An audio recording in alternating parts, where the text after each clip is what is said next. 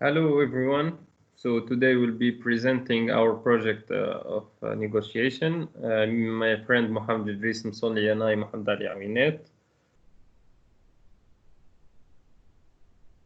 This is our outline. We'll be having a short introduction, then we'll explain the game theory, and we'll talk about the possible scenarios or payoffs that our imaginary case that we came up with can have.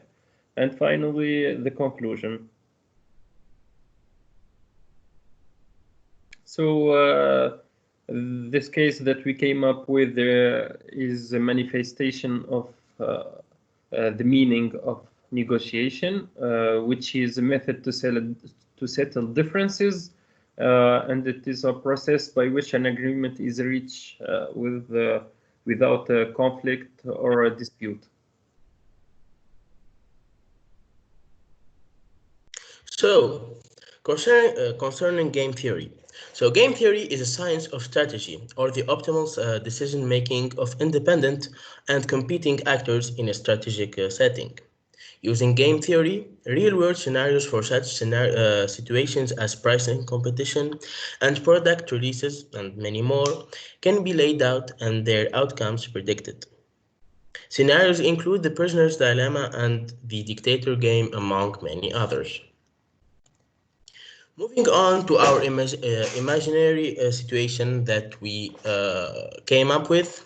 So, our situation consists of the spread of the worldwide pandemic, the COVID-19, and every country in the world is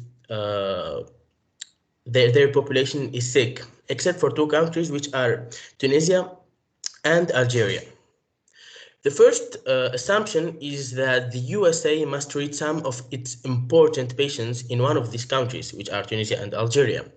The second assumption is Tunisia is more known internationally for its medical capacities. However, Algeria has a bigger capacity than Tunisia in terms of number of available places for patients.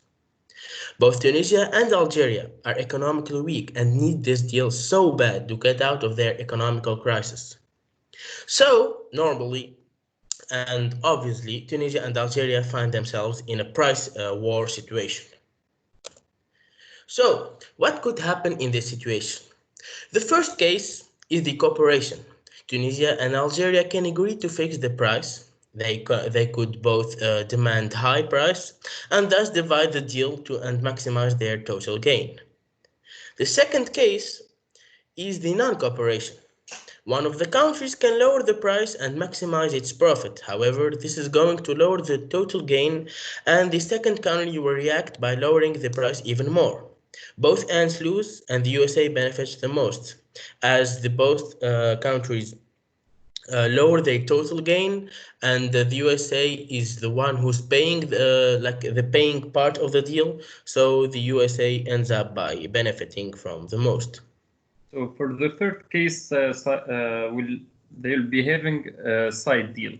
Both countries can get very high prices and take advantage of the USA's necessity to treat its patient and then split the total gain, as they are both equally crucial to make this scenario happen.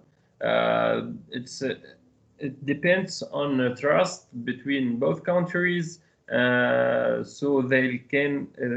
that both of them can end in a win-win situation, and the USA takes the hit. So as they plan together the price that they set, the USA can't reject the offer because they'll be having the same offer on the table, and USA will have no choice only to accept the same offer given by the both of them.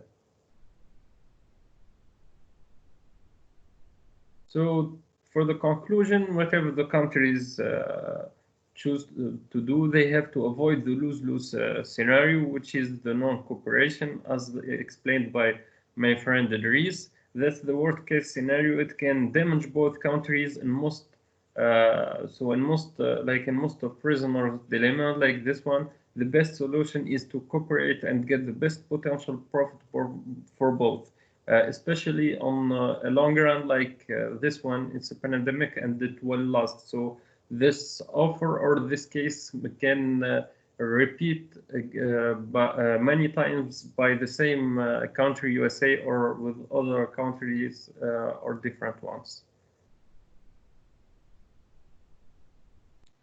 Thank you for your attention.